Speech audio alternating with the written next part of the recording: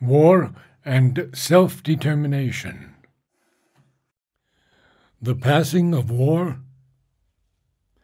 The progress of humanity proceeds by a series of imaginations, which the will in the race turns into accomplished facts and a train of illusions, which contain each of them an inevitable truth.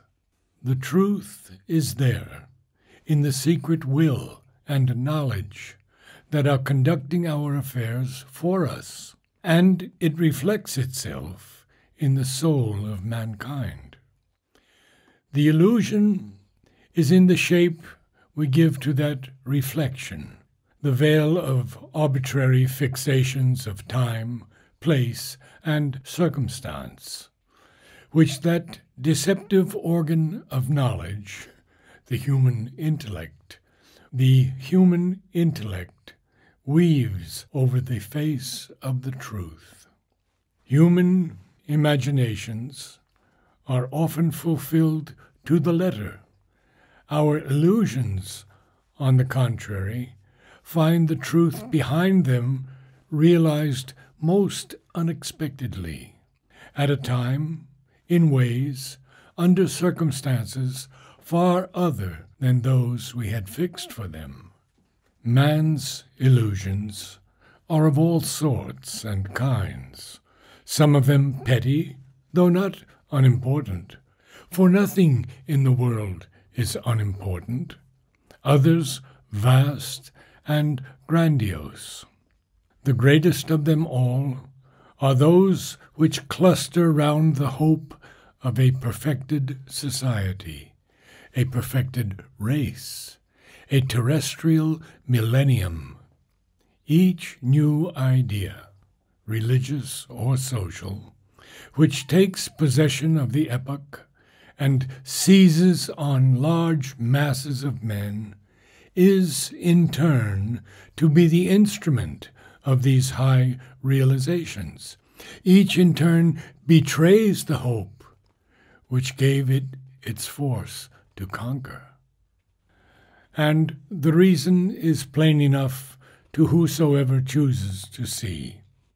It is that no change of ideas or of the intellectual outlook upon life, no belief in God or avatar or prophet, no victorious science or liberating philosophy, no social scheme or system, no sort of machinery, internal or external, can really bring about the great desire implanted in the race. True though that desire is in itself, and the index of the goal to which we are being led, because man is himself not a machine, nor a device, but a being, and a most complex one at that.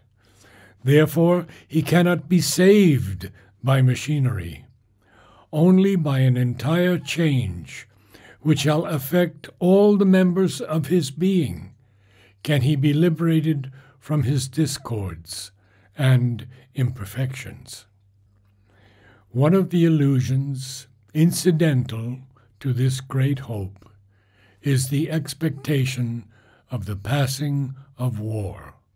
This grand event in human progress is always being confidently expected. And since we are now all scientific minds and rational beings, we no longer expect it by a divine intervention, but assign sound physical and economic reasons for the faith that is in us. The first form taken by this new gospel was the expectation and the prophecy that the extension of commerce would be the extinction of war. Commercialism was the natural enemy of militarism and would drive it from the face of the earth. The growing and universal lust of gold and the habit of comfort and the necessities of increased production and intricate interchange would crush out the lust of power and dominion and glory and battle. Gold hunger or commodity hunger would drive out earth hunger. The dharma of the Vaishya would set its foot on the dharma of the Kshatriya and give it its painless quietus. The ironic reply of the gods has not been long in coming. Actually, this very reign of commercialism, the increase of production and interchange, this desire for commodities and markets, and this piling up of a huge burden of unnecessary necessities has been the cause of half the wars that have since afflicted the human race. And now we see militarism and commercialism united in a loving clasp, coalescing into a sacred biune duality of national life and patriotic aspiration, and causing and driving by their force the most irrational, the most monstrous, and nearly cataclysmic, the hugest war of modern and indeed of all historic times. Another illusion was that the growth of democracy would mean the growth of pacifism and the end of war. It was fondly thought that wars are, in their nature, dynastic and aristocratic. Greedy kings and martial nobles, driven by earth hunger and battle hunger, diplomatists playing at chess with the lives of men and the fortunes of nations, these were the guilty causes of war, who drove the unfortunate peoples to the battlefield like sheep to the shambles. These proletariats, mere food for powder, who had no interest, no desire, no battle hunger driving them to armed conflict, had only to become instructed and dominant to embrace each other and all the world in a free and fraternal amity.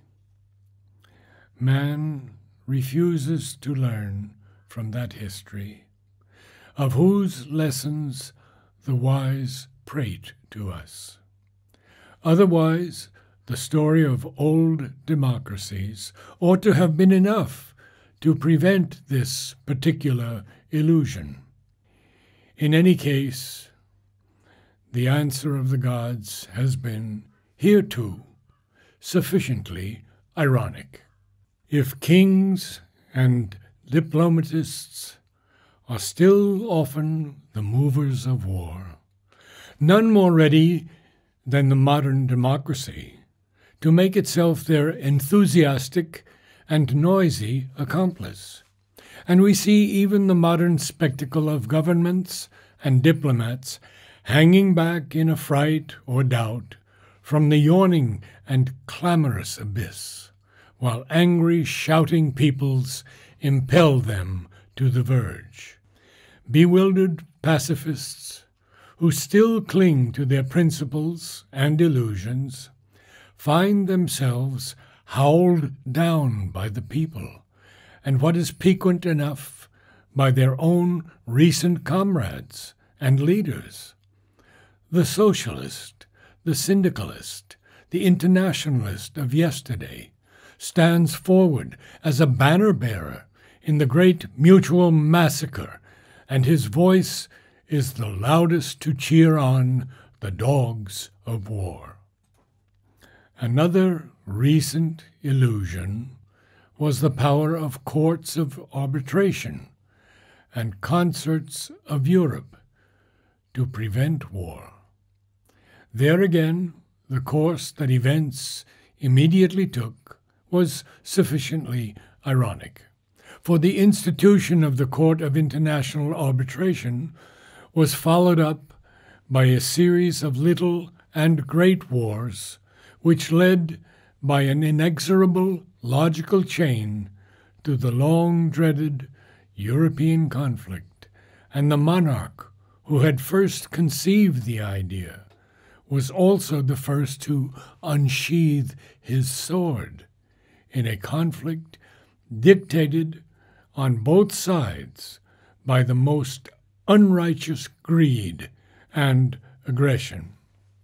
In fact, this series of wars, whether fought in northern or southern Africa, in Manchuria or the Balkans, were marked most prominently by the spirit which disregards cynically that very idea of inherent and existing rights, that balance of law and equity, upon which alone arbitration can be founded.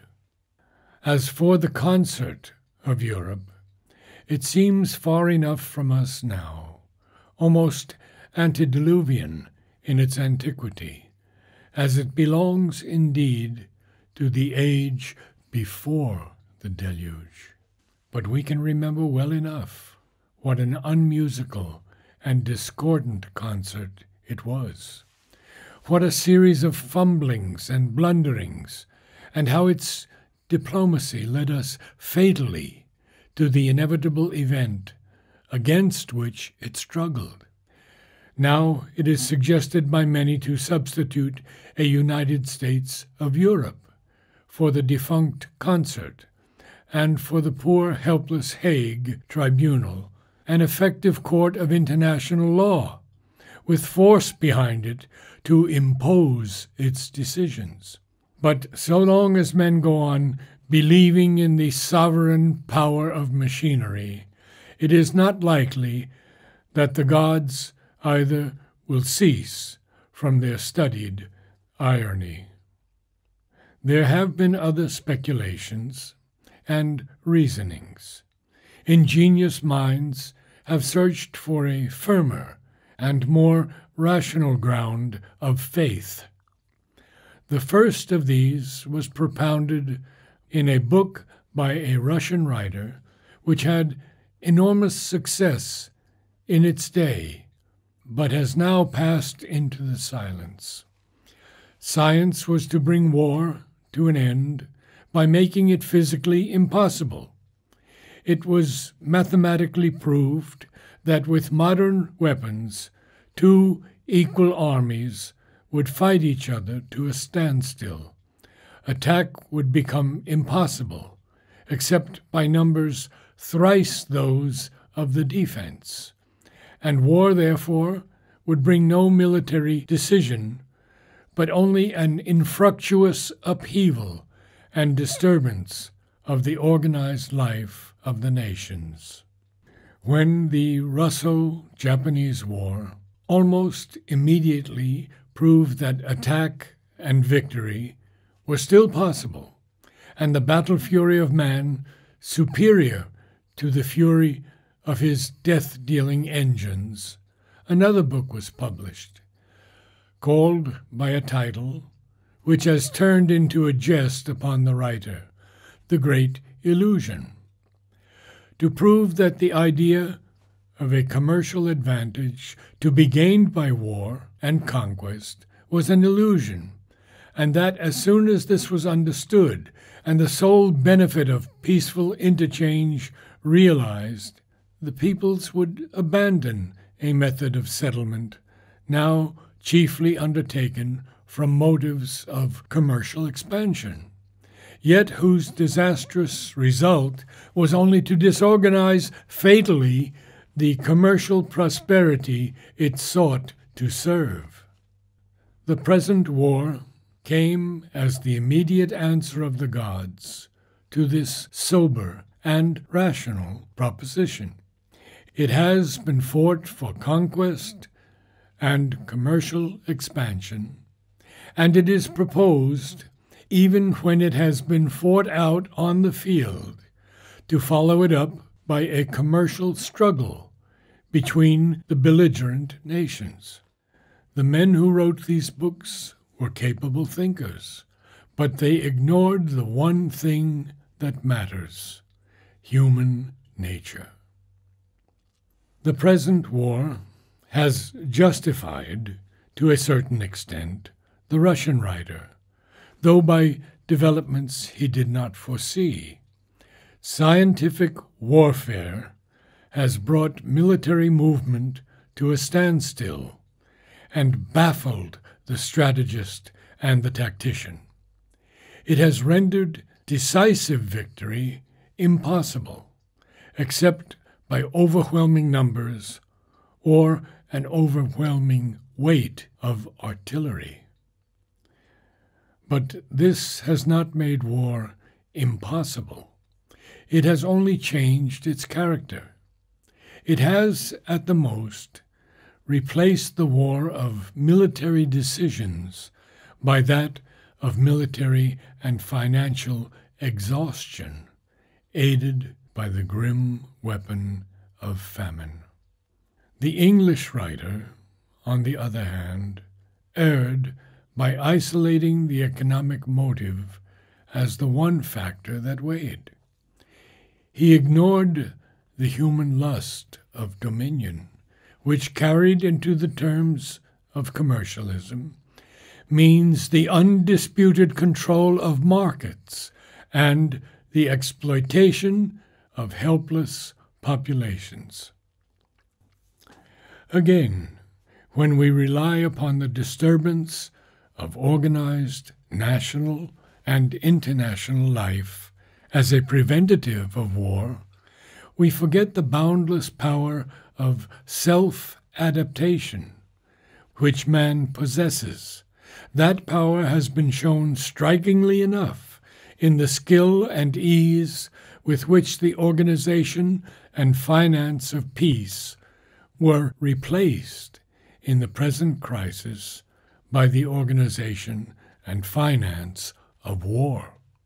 And when we rely upon science to make war impossible, we forget that the progress of science means a series of surprises, and that it means also a constant effort of human ingenuity to overcome impossibilities and find fresh means of satisfying our ideas, desires, and instincts.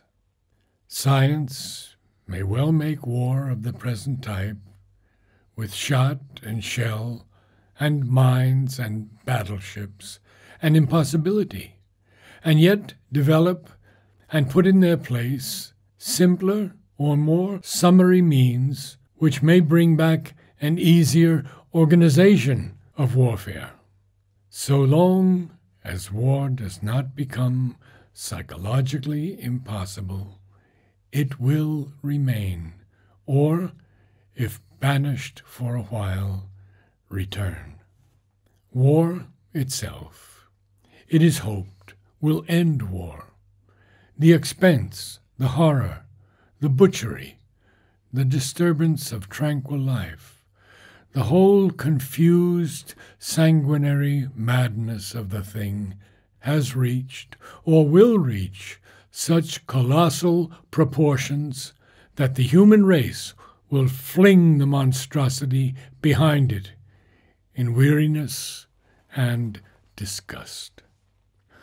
But weariness and disgust, horror and pity, even the opening of the eyes to reason by the practical fact of the waste of human life and energy, and the harm and extravagance are not permanent factors.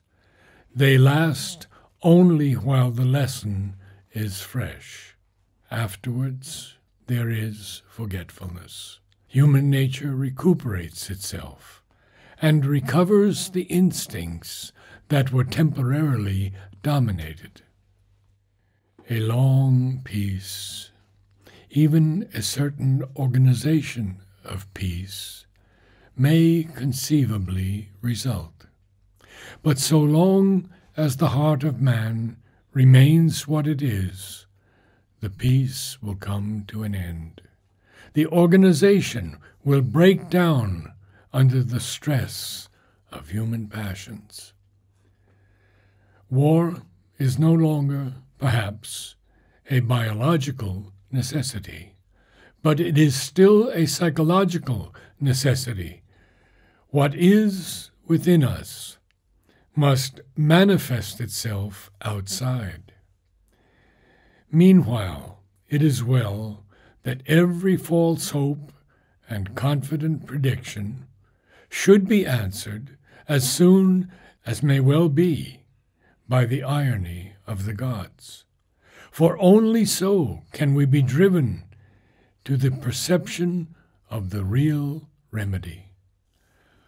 Only when man has developed not merely a fellow feeling with all men, but a dominant sense of unity and commonality, only when he is aware of them not merely as brothers, that is a fragile bond, but as parts of himself, only when he has learned to live not in his separate personal and communal ego sense, but in a larger universal consciousness, can the phenomenon of war, with whatever weapons, pass out of his life without the possibility of return.